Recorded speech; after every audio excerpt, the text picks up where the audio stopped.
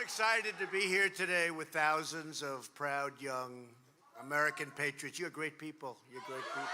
You're the future. You're the future. On behalf of my entire administration, thank you to everyone at Turning Point USA's Teen Student Action Summit. What a group. What a group. They don't realize there's more of you than there is of them. They just haven't figured that out yet. They'll understand. They'll figure it out someday. They're still trying to figure out what the hell happened. What happened? How did this happen? You've come to our nation's capital from cities and towns across America.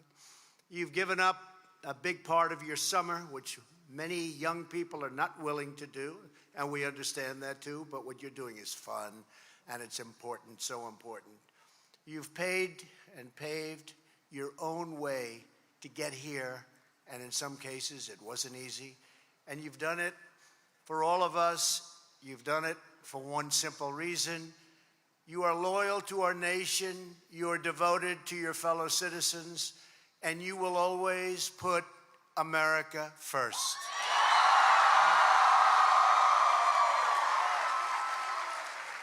I want to thank my great friend, and he's a young friend. He's a pretty young guy, Charlie Kirk. I said, how old are you, Charlie? He's a young one. He gave me a number I won't say, but he's younger than he even looks. But I want to thank Charlie. He's an incredible guy. His spirit, his love of this country. He's done an amazing job. He's done something that is just incredible for somebody really of his age. You need tremendous talent to do what he's done. Building one of the most powerful youth organizations ever created, Turning Point USA, and I want to thank you, really, Charlie. Incredible job. The young leaders here today are part of a movement unlike anything in the history of our nation. There's never been anything like this. And the fake news doesn't even talk about it because, no, but when I say it, they don't correct me. They don't say, oh, he gets a Pinocchio. They can't because it's true. It's true.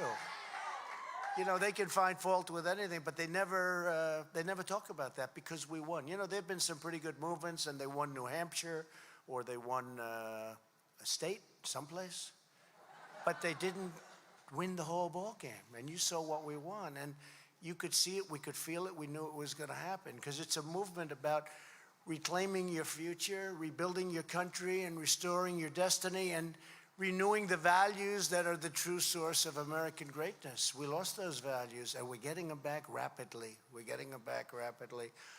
Just backstage, a gentleman, very rich gentleman in this case, came up, sitting on one of these rows, I assume. Yeah, there he is. He said, sir, thank you for saving our country. And I said, thank you very much. And, you know, I said, thank you very much. And I looked at Charlie. I said, Charlie, do you have any idea how many people say that? I gave the commencement address at the Air Force Academy recently and at Annapolis the year before. And they said, sir, would you like to shake the hands of all the cadets? I said, how many are there? 1,100. I said, yeah, that sounds okay.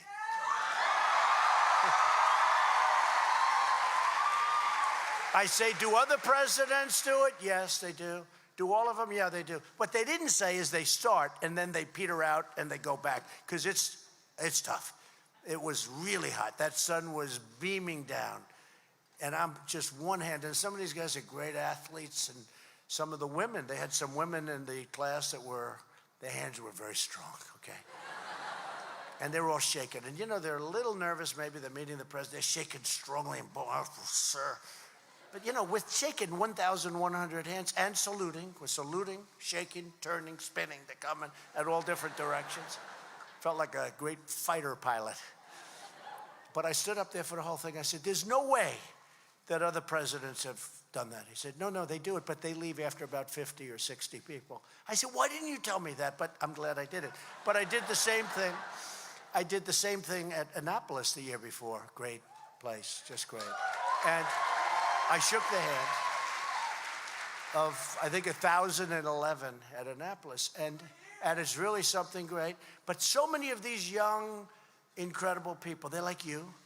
So many of these young, incredible people, they come, sir, thank you for saving America. Sir, thank you for saving America. Sir, thank you for saving our country. So many of them. It's not rehearsed. It's just that's what they feel. And you know what? Somebody had to do what I did. It's not pleasant. We have a deep state. We have bad people. We have sick people. I watched just this morning this Talib.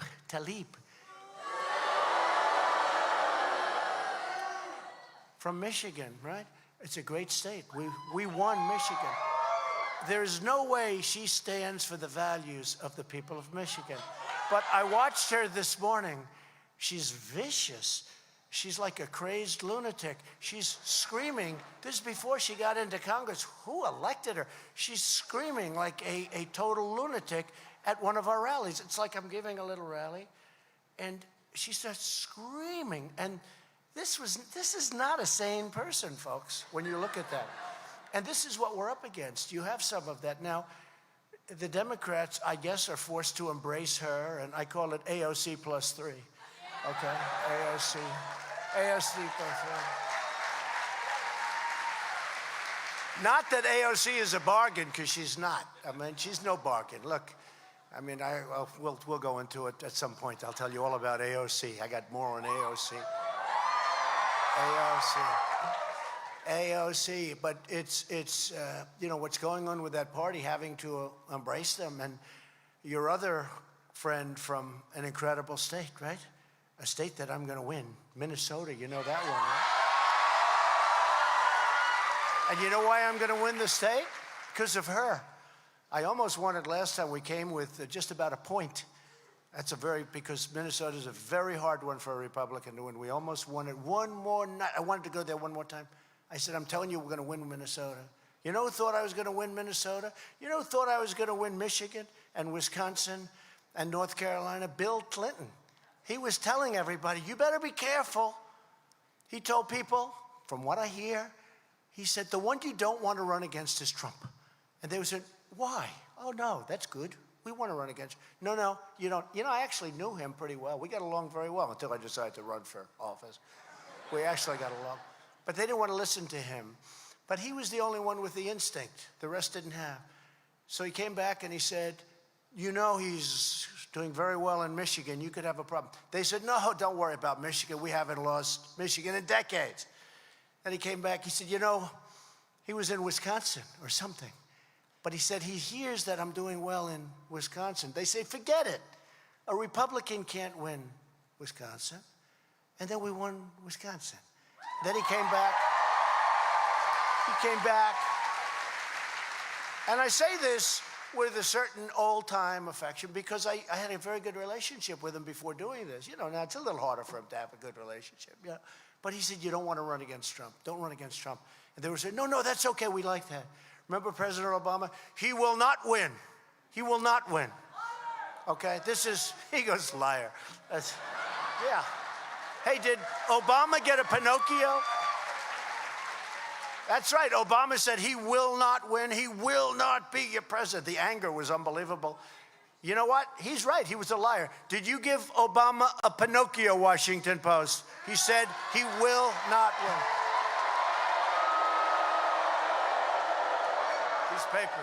These papers are so bad. So yesterday we had a story in one of the papers that I thought was good, but they're really not. You know, when you analyze, there's almost not too many of them that are. The wall. We're building a lot of wall. But well, let me just tell you. But there are areas where they have walls that are falling down, walls that are in such bad shape, we're trying to renovate as much as we can. And we have a provision, we can renovate, but we can't build new. So we're taking all these areas, and generally speaking, when you have an old wall that's falling down, it's in a better location for a wall. That's why they had it there in the first place, as opposed to an area that's empty. You know, typically that would be true. So these walls are old, they're crumbling, they're of no use, they're falling down. So we rip it up, build brand new foundations, pour brand new beautiful footings, and take a wall that's 2 or 3 feet high, mostly laying on the ground, some of it only for cars, you know, to stop cars from coming across, just a metal spike. So we'd rip it out. It would take about a minute. And we put in deep foundation, 7 feet deep, and we put in 30-foot bollards, and they're loaded up with concrete. Because inside, you know, I like doing it. One of the reasons they said, but you said you're going to build a concrete wall. So actually inside the steel we have. So we have both. We have steel and we have concrete. And I was saving that for later because the only thing they could do is he's building a steel wall. It's not concrete. Oh, sorry about that, folks, you know.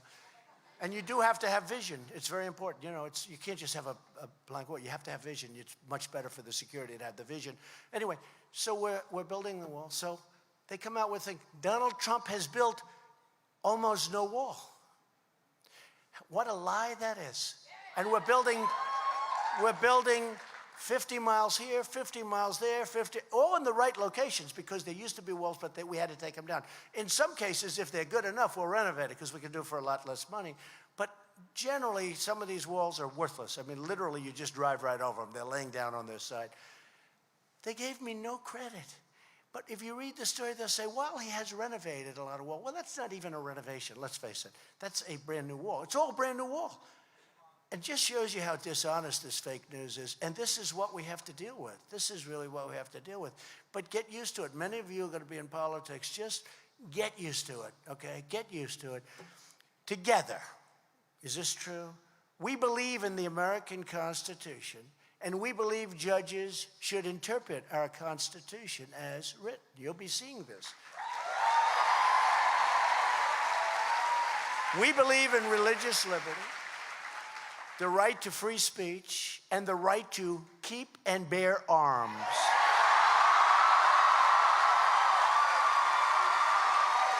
Second Amendment.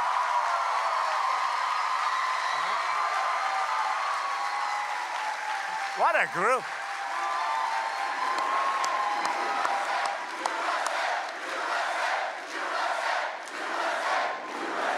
Look. Look, they are in the process of trying to take your arms away. You have the Second Amendment.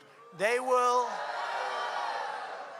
do damage to the Second Amendment, the likes of which nobody even thought of. That's where they're coming from. Just remember I said it. Hopefully they never get the chance. And that's why the election coming up, I always said this is the most important election, 2016, most important election that we've ever had. And it was certainly the coolest, that's for sure.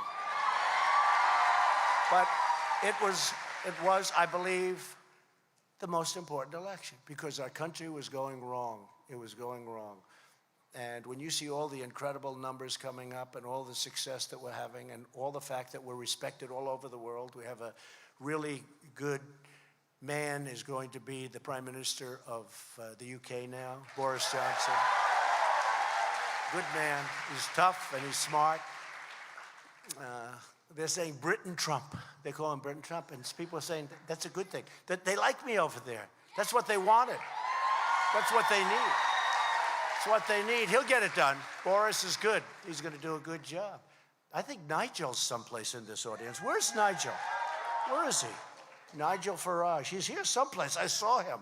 I said, what is he doing here? He's a little older than most of you. Where is he? Nigel. Nigel. I'll tell you what, he got 32% of the vote from nowhere over in UK. Nigel, thank you, Nigel. I said, what's Nigel doing here? He's a little older than you folks, but he did a great job. And I know he's going to work well with Boris. They're going to do some tremendous things.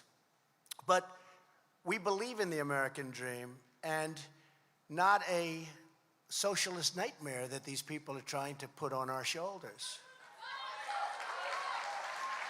And we know that strong nations must have strong borders. And we're building a strong border against so much, you have no idea. Every time I announce, as an example, a section of wall, I get lawsuits, they sue me. You know who sues me? Congressman. Congressman. I get sued by Nancy Pelosi. We won that suit. Can you believe it? I won one. I won one. We won a couple of them, but we have suits on the border. We had one judge. They always sue in the Ninth Circuit. You know what that means, right? They sue in the Ninth Circuit, which is sort of like an automatic victory. Although we did win one last week in the Ninth Circuit. Nobody can even believe it. You know what's happening, right? Do you know what's happening? So as of today, this is so important. There are those that say it's the most important. I would say war and peace and security, that's the most important. But they say the most important thing a president can do is the selection of Supreme Court justices, right? We have two. Gorsuch and Kavanaugh. We have two. Already we have two. Some have gone a long time and they haven't had many and they haven't had any in some cases. So we have two already and they're great and they're good. But you know what people don't talk about? I've just signed the 124th federal district judge, federal judges underneath.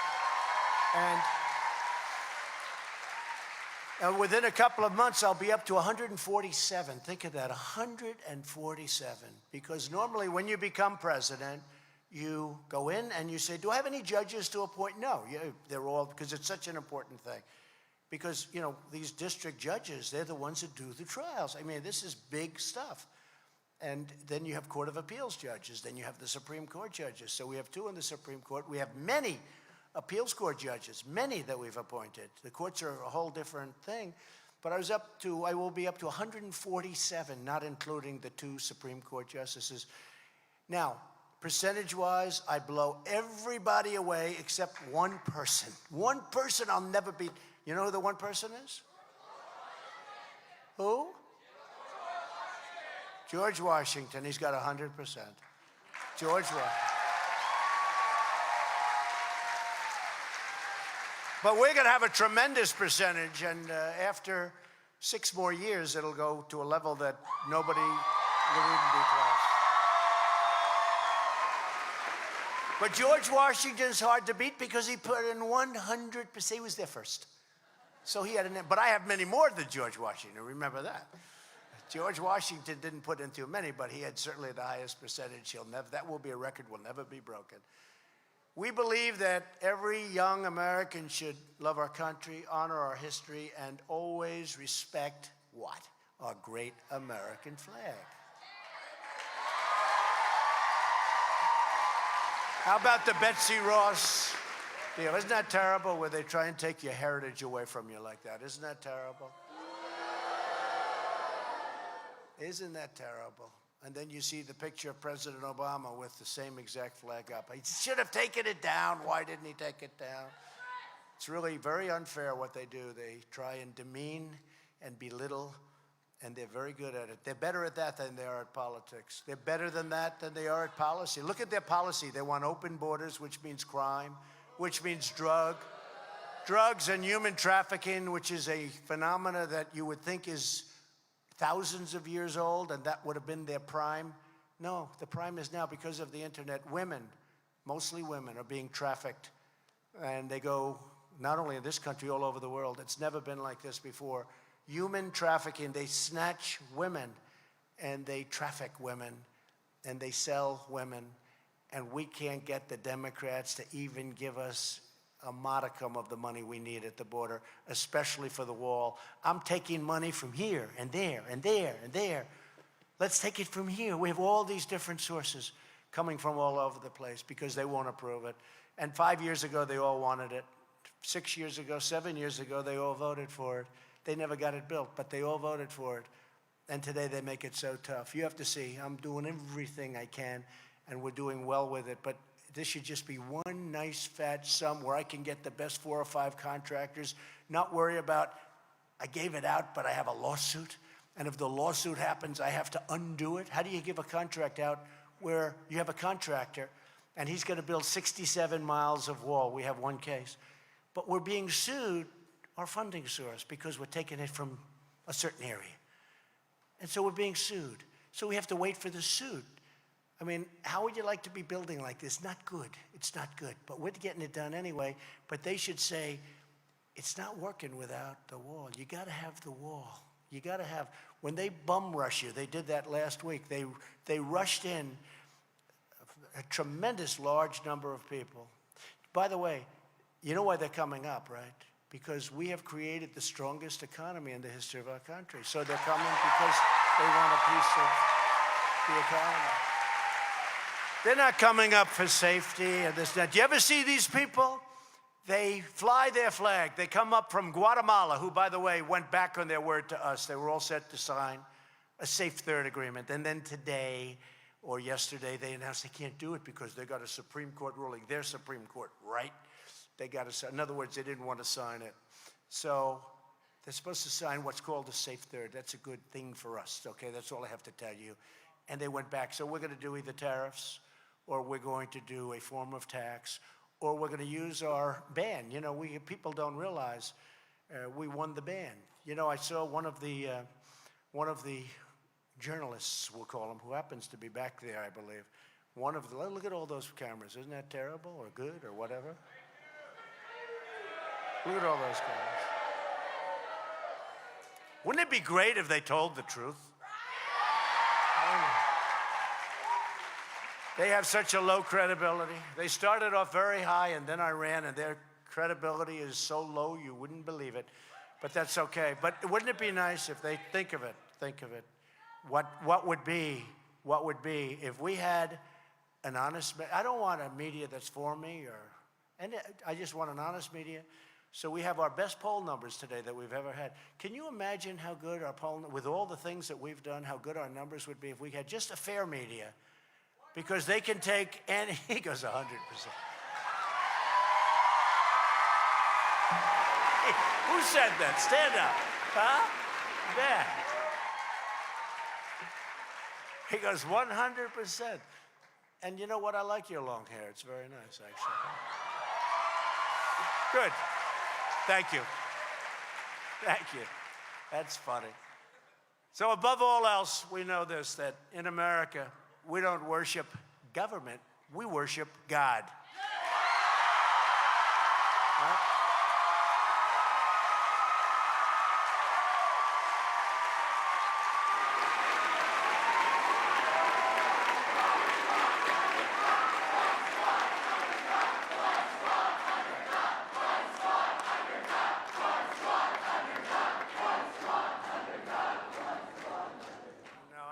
disavowing that. They'd like me, would you disavow that? No, thank you.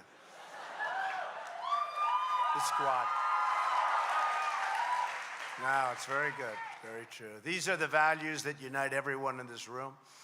These are the values that inspire hundreds of thousands of Turning Point USA members at more than 1,400 college and high school campuses in all 50 states. It's incredible what's been done with Turning Point and the job Charlie and everybody. I've met all of the people backstage just a little while ago. These are people that love our country. It's amazing what they've done, the job they've done, and in a pretty short period of time.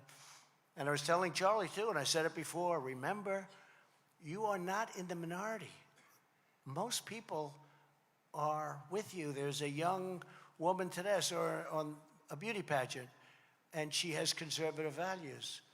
And the pageant, which used to compete against my pageant, I did much better, but that's okay. I had the Miss Universe. This is a different company. But I sold it. I figured when you run for office, I sold it to IMG, great company. You know, it worked out, very nice deal too. But when you run for office, owning a beauty pageant is not the greatest idea. Do we agree? Owning the Miss Universe and Miss USA and Miss Teen USA, by the way, was not exactly good with maybe running for president. So we sold it to IMG. But what they did to this young lady was terrible. And she was on Fox and Friends this morning wearing a Make America Great Again hat, which was pretty cool. Each of you is coming of age at a time of unlimited possibility. It's true, better than I think ever before. We have the hottest economy on the planet Earth, and I was elected.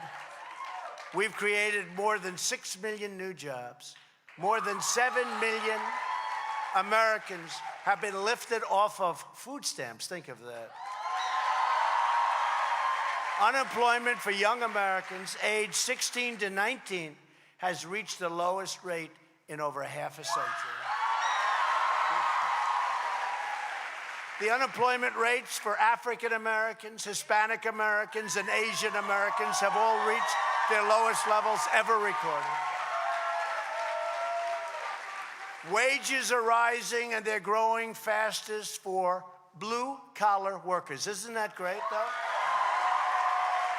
People don't talk about that. Young people have seen their wages rise by more than 10%. That's a lot, quickly, too. Our economic revival is incredible, and it's incredible news for everyone graduating from college or joining the workforce. This is the best time in the history of our country for young people like yourself to join the workforce, because America is thriving, America is booming, and America is winning again, and winning like never before. It's never been winning like this. And we did it through a lot of hard work. It's not luck. I will tell you, if my opponent won, instead of having record stock markets and record employment numbers, you would have been in my opinion, a major recession, if not a depression. You would have gone down like a rock. Look what happened right after the election. The stock market was like a rocket ship because of enthusiasm. People wanted to have us win. It's not me, it's us. It's all of us. It's a movement, it's us. And the market won. We cut a record number of job-killing regulations. We passed historic tax cuts so that our industries can compete and win against anyone in the world. We are revising decades of ruinous trade deals that ravaged our communities and pillaged our factories. We were sending companies out of our country, great companies. They were leaving us, going to Mexico, going to China, going to so many other places. The deals we made were the dumbest deals in the history of this world.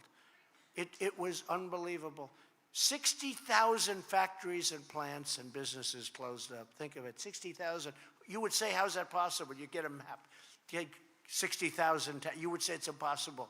60,000 factories, plants, companies destroyed. Not destroyed, they went a different way. They were given no incentives to stay here. Some of the dumbest legislation ever passed, NAFTA. The World Trade Organization has been a horrible thing for us. That's what built China. That and the fact that our former presidents did nothing about the fact that China was making hundreds of billions of dollars a year. And I guess they didn't see it. I mean, 25 years they didn't see it, but we see it, and right now they're paying us billions and billions of dollars, folks. Billions. And they want to make a deal badly, and we'll see whether or not we make a deal. We'll see. We'll see. But our farmers are being helped. I said to our Secretary of Agriculture, Sonny Perdue, because China, very smart. I don't blame them. Look, I'm not blaming them. I blame our past leaders for allowing it to happen. I'm not blaming China. We should have done that to them. I blame our past leaders. I said that to President Xi of China. I said it, but I said to Sonny Perdue, so Sonny, they're targeting us. They actually took ads in the Des Moines Register. Anti-Trump. I love Iowa too. He says, Iowa loves you. I love Iowa. Well, ethanol's doing pretty well in Iowa too, right? But they took ads in the Iowa papers, and it was anti-Trump ads, right? And then they stopped buying a lot of the product, almost everything. They stopped buying from our farmers because they knew that was my strength. The whole middle of the country is red. You saw that in the clip. That clip was fantastic. By the way, Charlie, that clip was so good, I would have rather seen it a second time, and I could have come on a little bit later. I like it, but that clip was great. But you see what? The whole center is all bright red, meaning Republican, all red.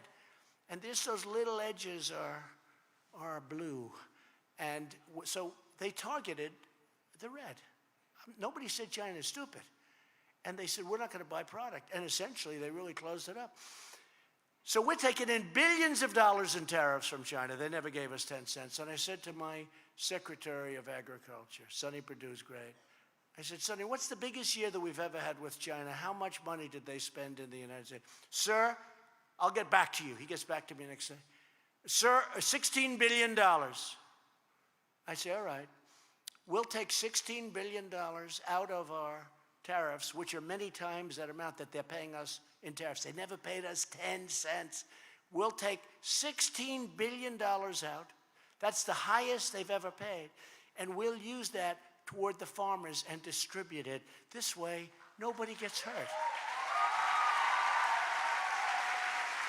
And no other president's doing that for the farmers, or no other president's going to save the miners and save energy. You know, we're the #1 producer of energy now in the world.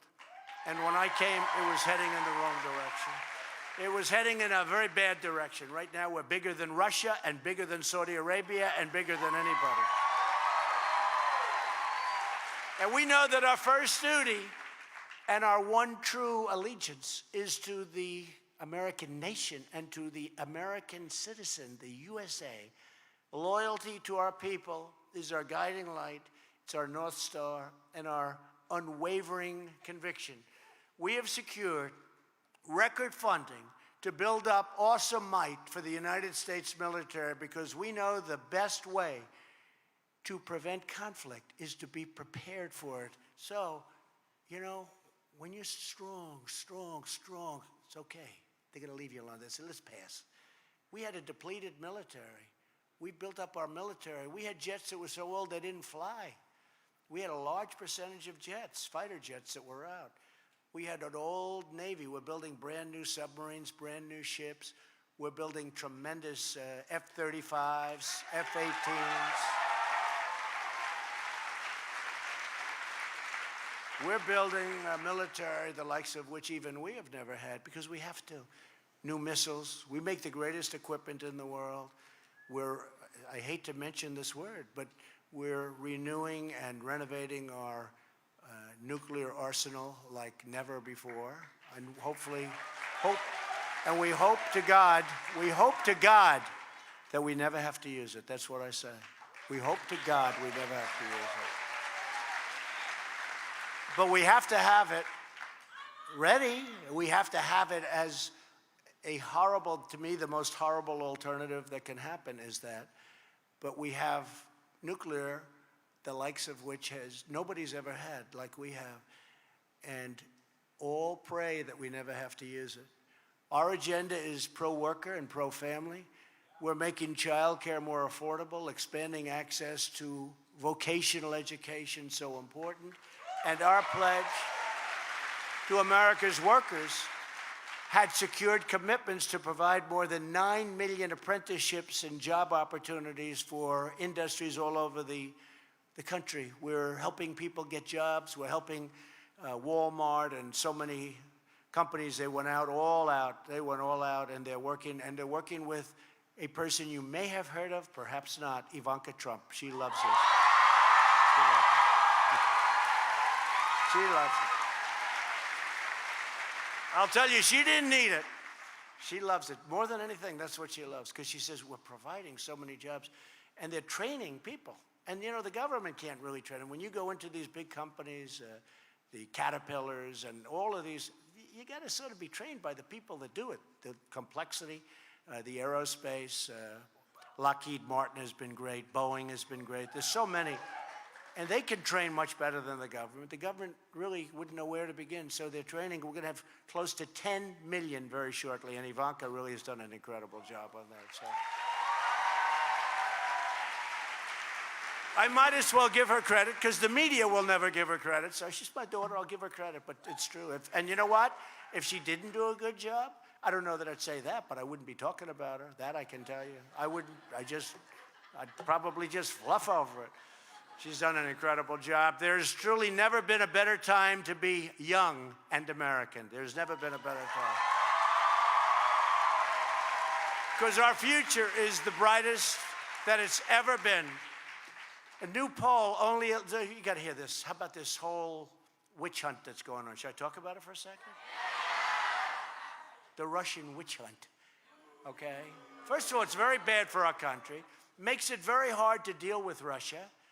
And we should be able. They're a nuclear power. They have a big country. And we should be able to deal with them without having this artificial stuff. But think of it, only 11% in a new poll favor the starting of this ridiculous impeachment hearings that are going on. You hear about it. So I said this morning, I wrote it out, I said, let's see, because I'm watching. It goes on for years and years. No collusion, no obstruction. Oh, that's not good enough. Let's go more. $40 million. Interview 500 people. They got nothing. I could find something. I could take anybody in this audience. Give me 40 million. Give me unlimited FBI. Unlimited interviews. Unlimited. They interviewed 500 people.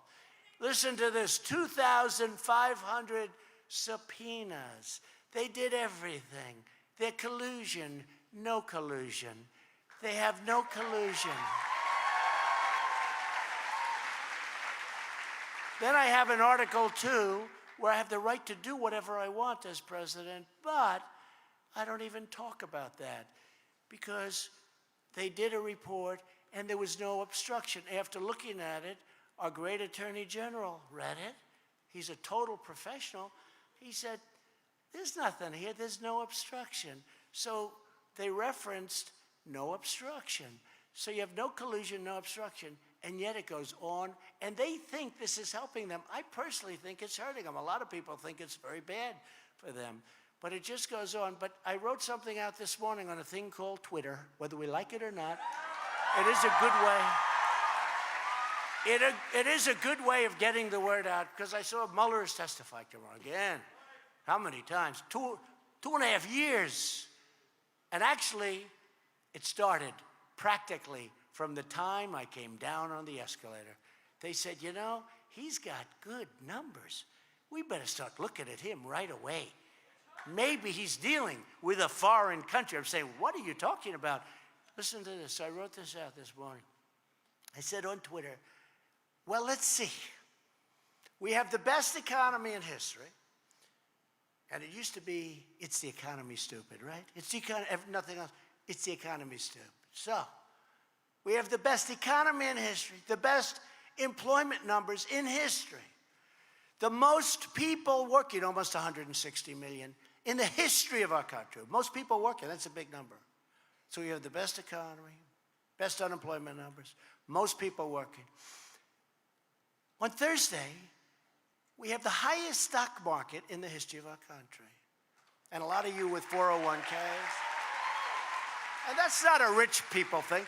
The people that own that stock are people with 401ks, everything else.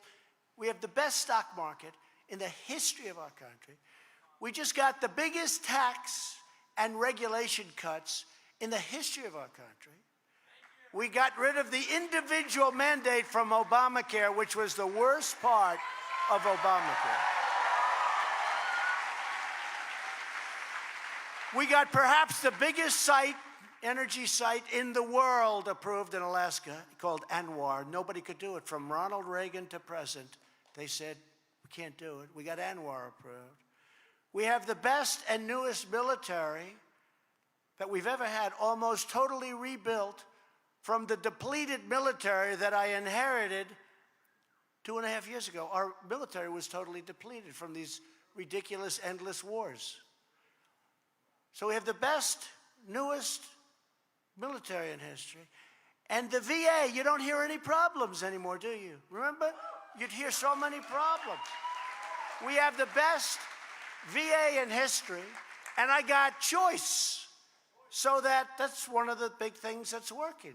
So that if a person has to wait for 3 weeks, 4 weeks, 5 weeks, can you imagine you go to a doctor, they say, come back in 6 weeks? People were coming back, they were sick, and they were coming back, and they were terminal. It could have been saved. They were waiting so long. So I got choice. You go out. If you have to wait, you go out, you see a doctor, we pay the bill, okay? We actually, the least important thing is we save money. That's the least important thing in that case. But we do save money. But we also have a very happy VA. They love it. Those are just a few of the things. So we have all of this, best economy, best market, best military, best VA, best everything. And much, much more. And then I say in this statement this morning, gee, let's impeach the president. I mean, you figure it. These people have gone totally crazy. They've gone totally crazy. It is sort of nuts. It's true. I guess that was a Clinton statement, right? It's the economy, stupid. Was that Clinton? But it's about, but it's not everything about the economy. It's not everything. A lot of other things. But, we're like at the top of every single thing that we do. When you think our military and you look at, and let me tell you something I didn't put. We are respected as a country again. They respect us. Because other countries have been ripping us off so badly, and some of the worst offenders are our so-called allies. They rip us off on trade. European Union is worse to us on trade than China, okay? Nobody would think that. A lot of us come from European Union. We come from Europe, our grandparents, our great-grandparents. So you think, oh, isn't that nice? Except they kill us, the European Union. It was formed in order to beat us economically. And yet we protect them with NATO. So they rip us off on trade, and we protect them with military. But here's the problem with the protection. They're not paying their bills. So the United States, I got $100 billion more in the last 2 years, $100 billion. I got them to pay. I said, you got to pay. Nobody else has ever done that. It was like this. It was like this with every other president. President Obama would go meet them. He'd talk nice, I don't know. To me, not so nice. Some people would say, oh, isn't it a wonderful speech? I said, no, I fell asleep during that speech. I fell asleep. I don't get it. I don't get it. And he never got crowds like we get. That I can tell you, huh? So we got to be doing something else. But think of this. So they weren't paying their bills. So we're paying for close to 100% of NATO. So here's the story. They rip us off on trade. They have trade barriers that make it impossible for certain groups like farmers and others to go in. They rip us on trade, and then we protect them, and they rip us on that too, and they don't pay their bills. Other than that, it's a wonderful deal. So we're getting it straightened out, folks. We're getting it straightened out. Somebody said, President Obama is much more popular in Germany than Donald Trump. Well, he should be. He should be. Because Germany is the biggest offender. They don't pay. They're paying 1%. We're paying 4.3% of a much bigger GDP. Germany doesn't want to pay. They're supposed to pay 2%. They're paying 1%. And I say, got to pay, Angela. You got to pay, Angela. Please pay, Angela. And then they say, who do you like better, Obama or President Trump? Oh, I like President Obama. He was a nice. Look, if I start getting good poll numbers over there, I'm not doing my job. Okay, that's the way it is. It's true. I'm not doing my job. But they still like me. And I have a good relationship and a great relationship with some. But somehow, even in this era of unprecedented prosperity and peace, the timeless traditions and values that make the American dream possible are under attack like no one has ever seen before. These people have lost all control. And even the Democrats, they're left, but now they're getting dragged into a radical left position. I can't imagine who's doing that. But they're being dragged radical left with these people that I believe, honestly, I believe they hate our country, okay? I believe they hate our country. And it's true, when I watched this maniac Tlaib screaming and shouting, and this was before she was a congressperson, can you believe it? But screaming and shouting, out of control. And then you see they have now another clip where she's even worse. This is representing us. This is not what we want representing us, I don't think. And I think it's why we're going to have a tremendous victory in 2020. These people are crazy.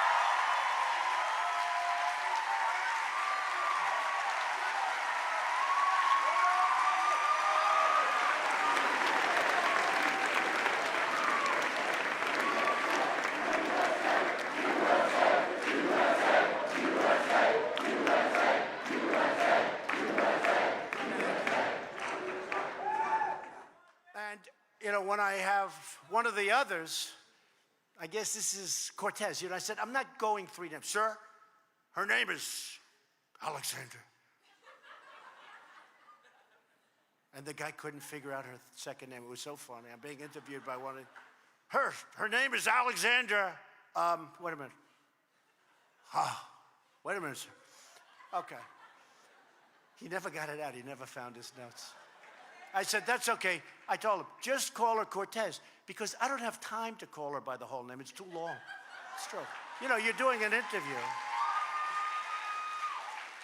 But she called our country and our people garbage. She said garbage.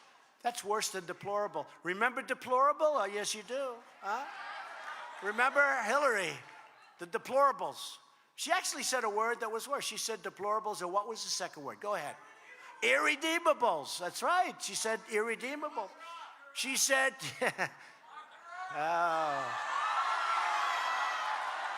She said deplorables and irredeemables. And when she said it, I said, boy, that irredeemables is really a bad. Well, that was not the one. You never know in politics, right? It's a tough business. You say a word and you're gone. One wrong word. You can make 20 great speeches. Brilliant. They say he's great, the greatest orator. The greatest orator of our times. He's the great. One word and you're gone. Except for Trump. It's because we represent you. It's because we represent you.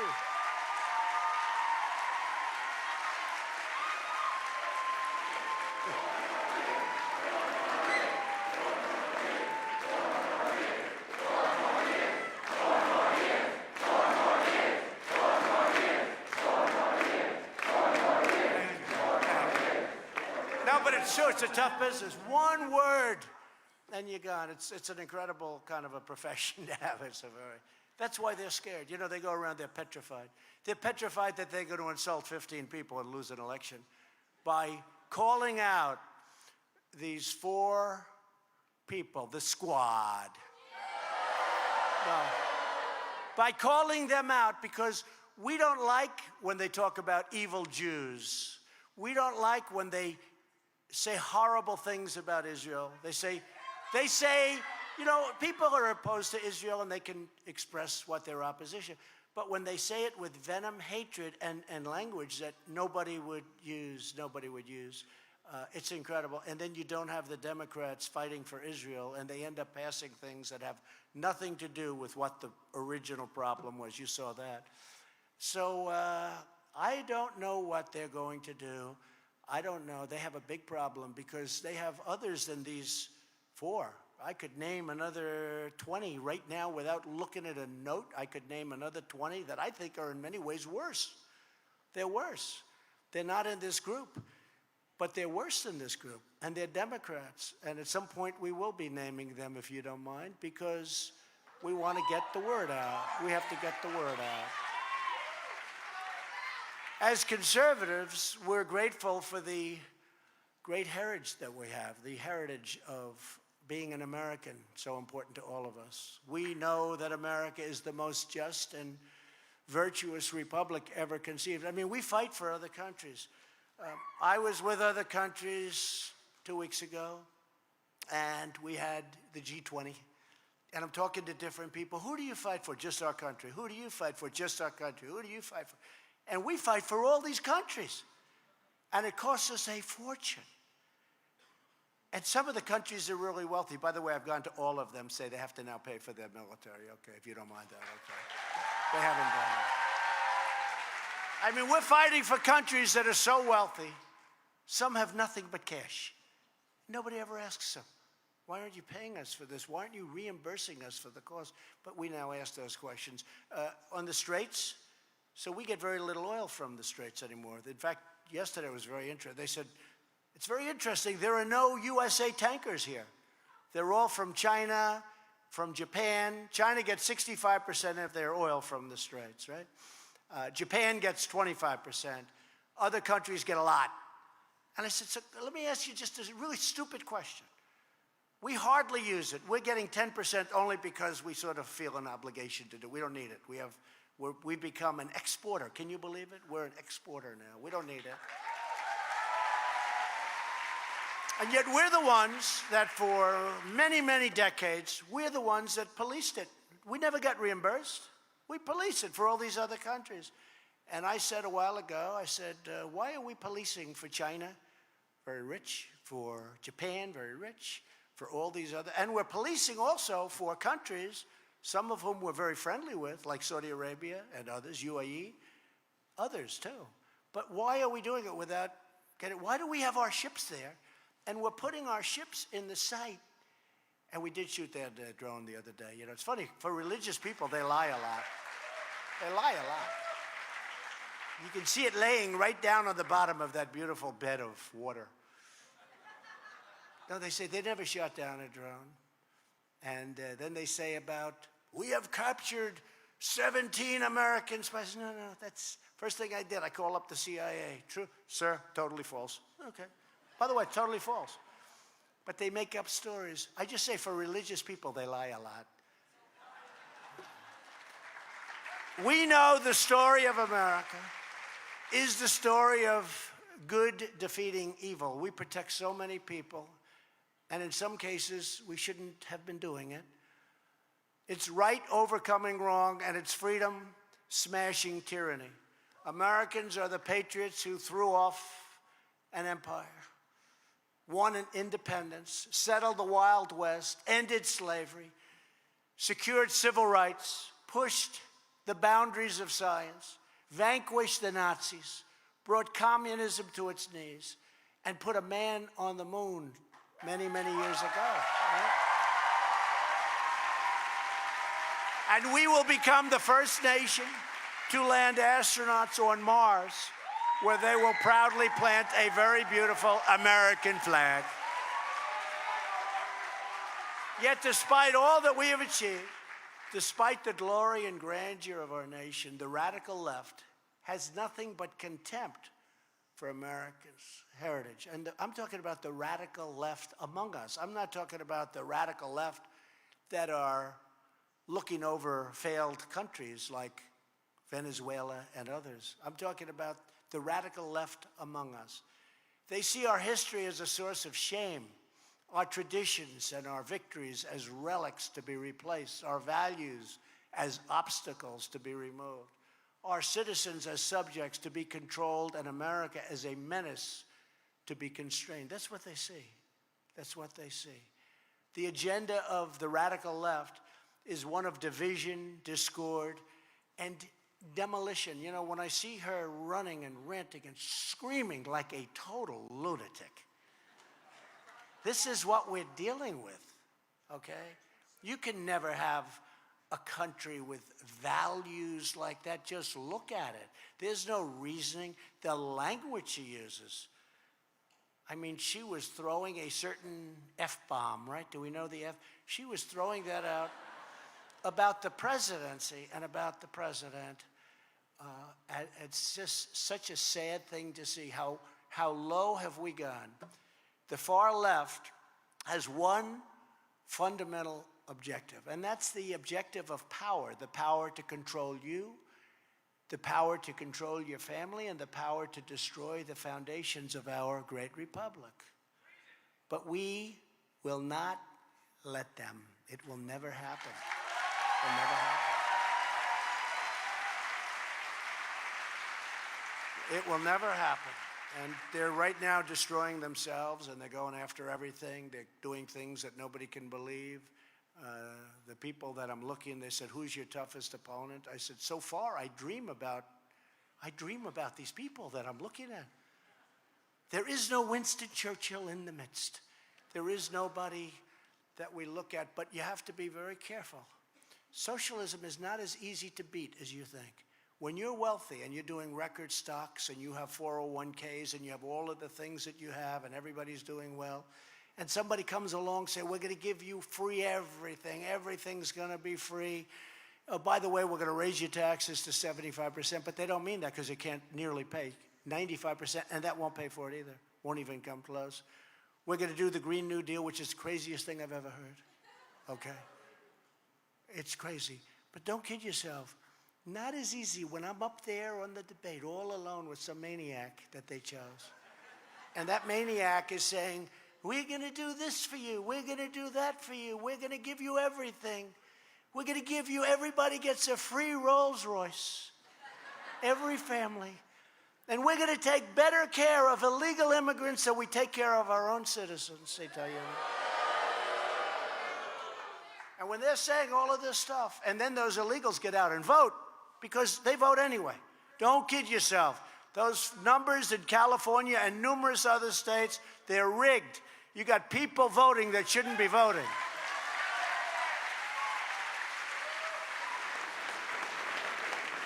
They vote many times, not just twice, not just 3 times. They vote, it's like a circle. They come back, they put a new hat on. They come back, they put a new shirt on. And in many cases, they don't even do that. You know what's going on. It's a rigged deal. For example, the radical left is waging an unprecedented assault on the rule of law in America. They are. They want to eliminate our borders and totally abolish ICE. And now they want to abolish a thing called Homeland Security. That means going on airplanes without any security. That means doing all of the things that you do, and you appreciate it, but you don't even see what's going on. But they now want to abolish homelands. They started off with ICE. And let me tell you, these ICE people are great patriots. That's a tough job. They go into these MS-13 gangs and, you know, even your local law enforcement, and we love our law enforcement. We love our law enforcement. But these gangs are mean, they're tough, they deal in a medieval style.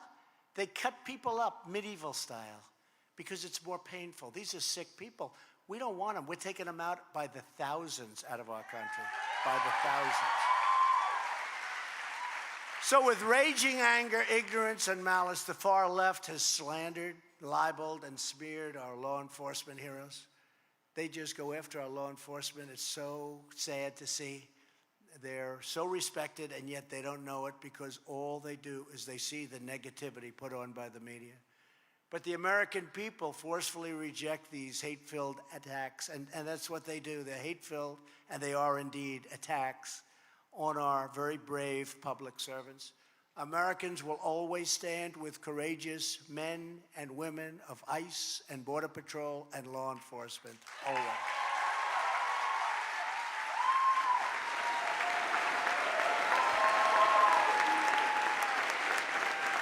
The hard left is also waging war against freedom of speech.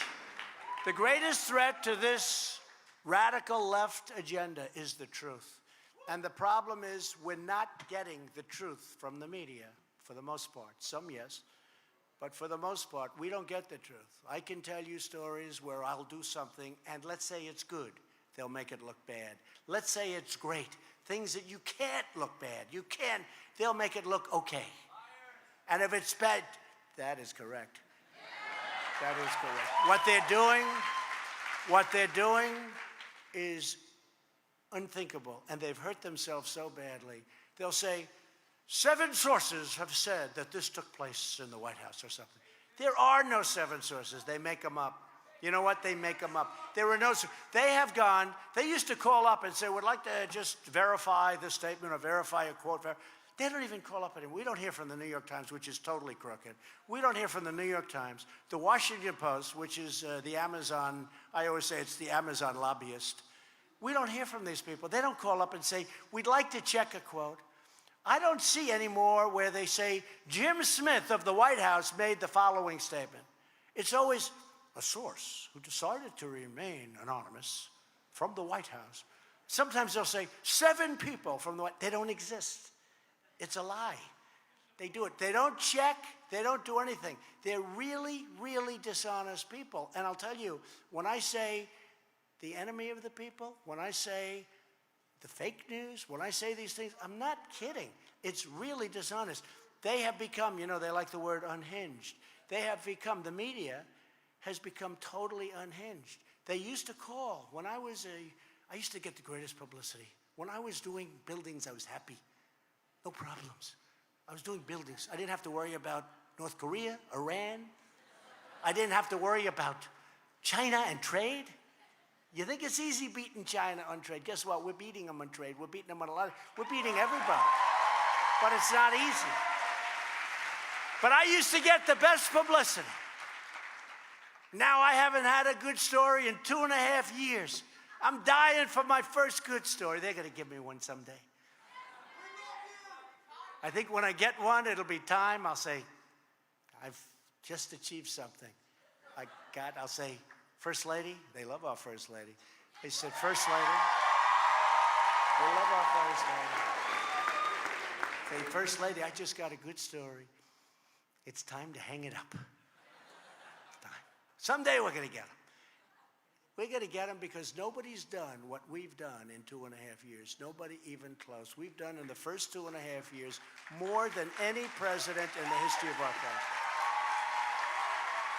So anyone who speaks the truth is shouted down, censored, deplatformed, fired, expelled, harassed, intimidated, abused, and even, in many cases, assaulted. But they don't go after certain of our people. Bikers for Trump. You ever see these guys? The bikers. They leave them alone. Our construction workers. They leave them alone. Our law enforcement. They leave them alone. Anybody that looks real tough and real nasty, they leave them alone. They only go after somebody that stands there and is not a fighter. Nothing wrong with that. And they beat the hell out of him and they pummel him like what happened 2 weeks ago. They pummel him. That's the only one they go after. They'll go after that. They say, is he a fighter? No, let's hit him over the head with sticks and bats, what they do. It's a horrible thing. But they don't do it to many of our people. But they look for the people that aren't the fighters. These dangerous behaviors are the hallmarks of socialism. But socialism cannot survive when people are free to think for themselves. That's why America will never be a socialist country. It's never going to happen.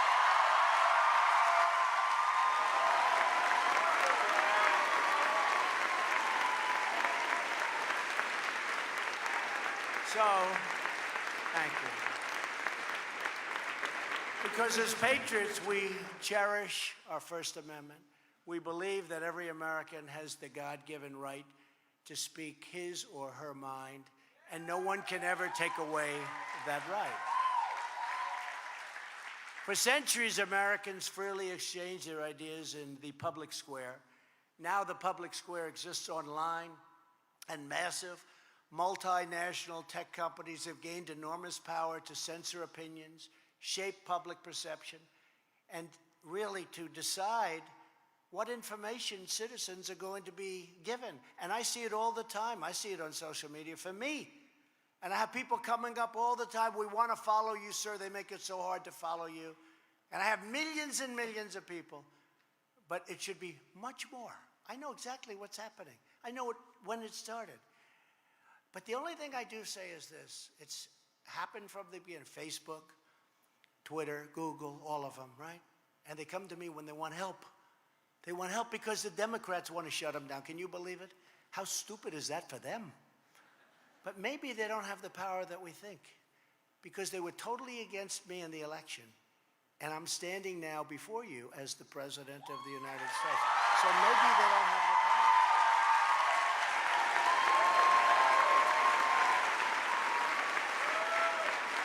Maybe they don't.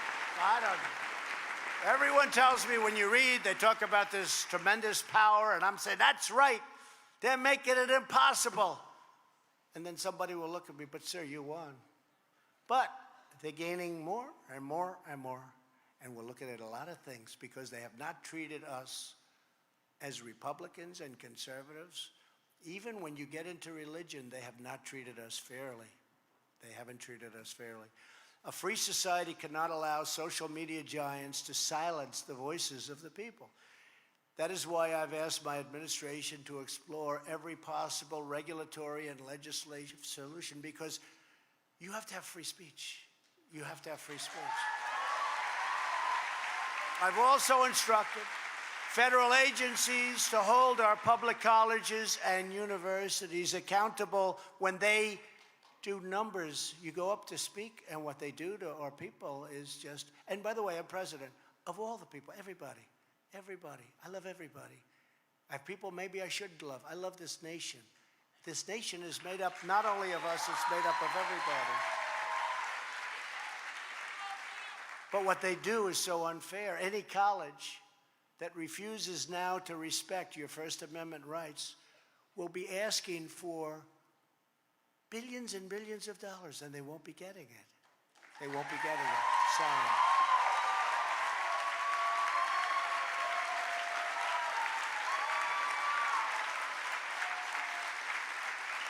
All signed up. Anyone can become a target of the left's brutal campaign to punish dissent. Hey, I'm the #1 target in the world. And here we are, but I'm the #1 target. Who's more of a target than me? No matter what you do, I'm the great target for these people. These people are crazy. Earlier this year, in Park City, Utah, a leftist released pepper spray into a high school auditorium to shut down a Turning Point USA meeting. 20 students and teachers had to immediately seek major medical attention. Think of that. One of the students from that school joins us today, Ryan Zink. Ryan, where are you, Ryan? Get over here, Ryan. Come on up. Come up. Come up here. Come up here, Ryan.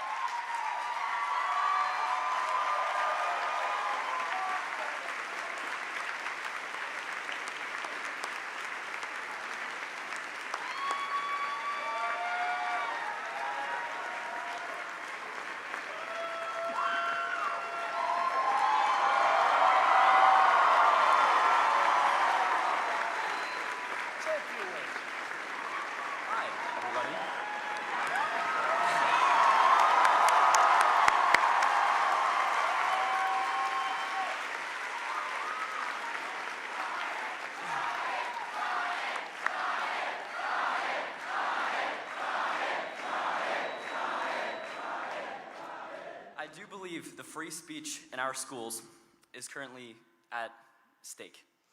As conservative students, there are many cases, myself, some other people that I've met here and across the country, are being silenced, are being shut down by whether it be their schools, teachers, friends. We're not being listened to properly. And our voices need to be proudly expressed, and we cannot be silenced.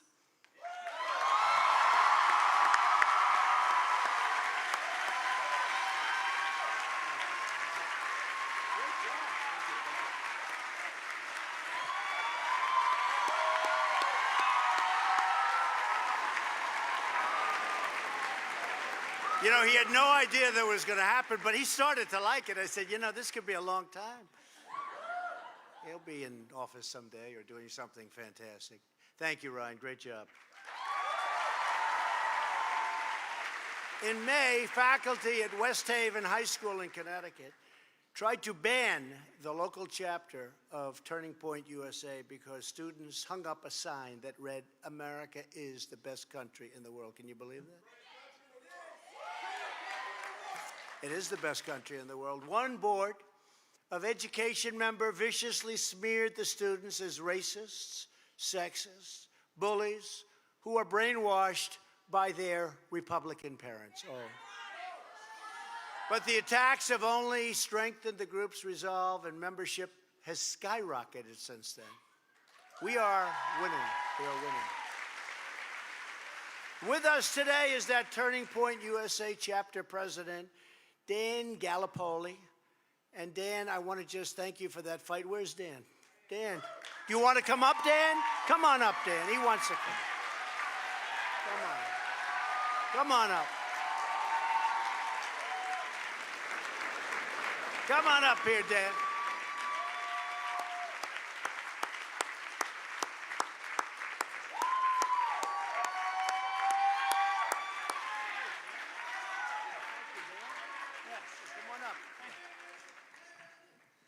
Hi, everyone. It's great. It's so great to be here. It's such an honor. Thank you all so much. Thank you, Turning Point USA, for all of your support and for helping us with the fight for free speech on campus, no matter what they say. No matter the teacher, no matter the student, no matter the faculty, we will stand up for what we believe in.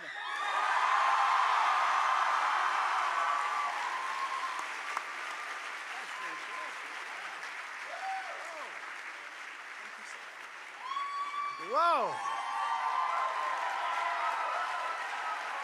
That's fantastic, Dan.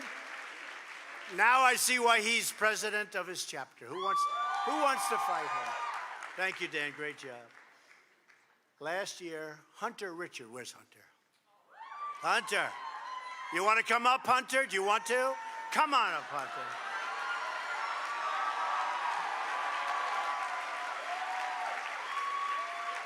Hunter's a high school sophomore in San Antonio, Texas. Great place. He just wanted to get a hamburger with a couple of his friends. And Hunter happened to be wearing a beautiful red cap that said, "Make America Great Again."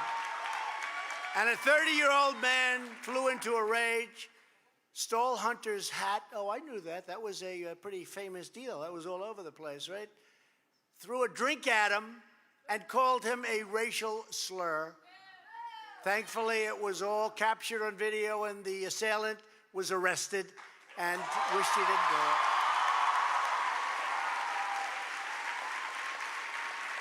And we all watched that event many times, that scene many times.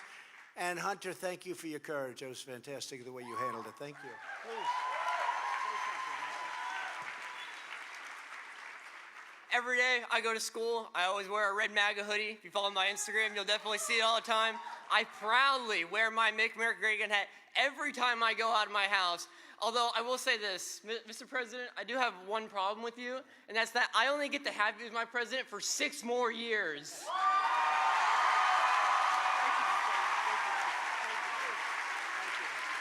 Wow.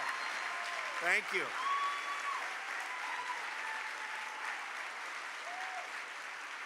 Great future. Thank you. Boy, I'll tell you. Thank you very much. That's what they're afraid of, you know. Did you see the other side? Did you see they have some comedian, third-rate comedian? He's going, and he really means it. You know he's going to win, don't you? They go, well, maybe. You know he's going to win. And you know that in 6 years, you know it's going to happen. He's not leaving, you know that. He's never going to leave, you know it. He's not leaving. These people are insane. And he believes it. Thank you, Hunter. That was great.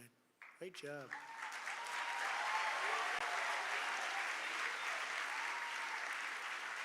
You know that our movement stands for patriotism, confidence, excellence, liberty, justice, support for our military, love for America, and loyalty to our nation and all of its people. We're together. We all stand together for American greatness. And even at such a young age, the members of your generation are proving that our hearts and souls are all wound together. We are unbridled in our love for our country. We are truly American patriots. Remember that. Keep America great. Right.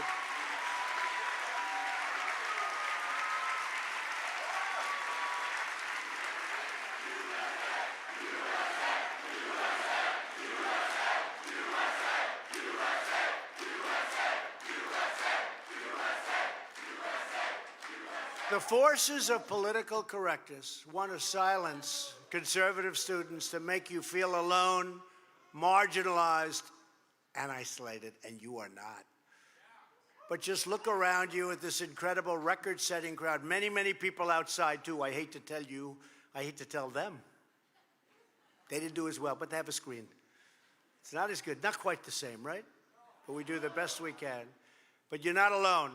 The silent majority is silent no more. Your moment in the sun is just beginning. The story of America has always been written by everyday citizens who love their country so much they could not help but speak out. That's what happens. That's why these three young, incredible people came up here. Would you like to speak, Hunter? Yes, sir. You know, most people go, oh, I don't know, sir. Oh, maybe not. But these people, it's like all three of them. Ryan, you want to speak again, Ryan? Yes, sir, I do. Right? No, these are great people. These are people with courage. Many of them were young, barely older than all of you. George Washington was just 21 years old when he received his first military command. Decades later, he chose a 20-year-old Alexander Hamilton to be his top aide.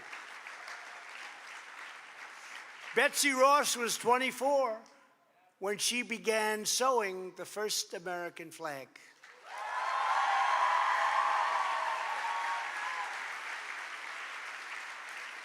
If you think about it, she's probably more important now than she was 2 or 3 weeks ago when this stupid thing by Nike was done.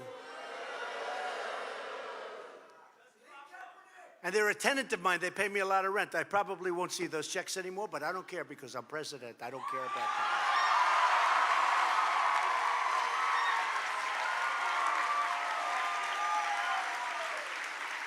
Amelia Earhart was only 23 when she took her first flying lesson on her way to becoming an aviation pioneer. Martin Luther King was 26 when he marched for justice through the streets of Montgomery, Alabama. General Dwight Eisenhower and General Douglas MacArthur were both in their early 20s when they graduated from West Point, never imagining they would someday save the world from tyranny. From the very beginning, America has been lifted even higher by the daring dreams of young Americans like each and every one of you. Now it's your turn to inspire our country. Your chance to choose greatness for America, because your time has come. Your time is now. The choices you make over the next few years will shape much more than your own future. They will forever shape America's destiny. Your choices, your leaders, your great leaders, you will be. Some of you in this room will be the great leaders of our country. A couple of you may be standing essentially here someday in a position where you can do so much. In mere months, some of you may take your first steps down a path that someday lead to discovering new breakthroughs in science, saving lives in medicine, leading a revolution in technology, upholding our values in public service, protecting our communities in law enforcement, defending our freedom in the military, or leading humanity into the stars. As long as you are confident in your values, as long as you are loyal to our citizens, as long as you keep faith in God above, there is no limit to what you will achieve.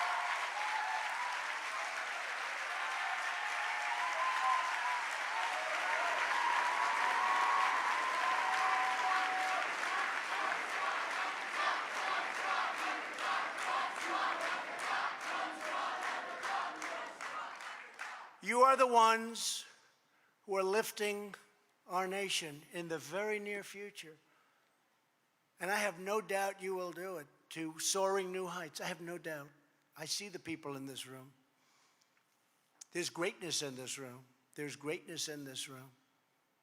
Remember, I said it. Someday you're going to think back to this day and you're going to say, you know, I remember President Trump saying there's greatness in this room. And you're going to be not only speaking about yourself, you're going to be speaking about others in the room who you know, who are going to rise to great heights with you. You are the ones who are bringing about the incredible rebirth of the American spirit. You are the ones who will make this moment a turning point, a true historical moment. This generation, your generation, will make the light and the glory of America shine brighter and longer and prouder than ever before. I want to congratulate you. You've had a long journey, but your journey has just begun. I want to thank you for being here. May God bless you, and may God bless America. Thank you. Thank you.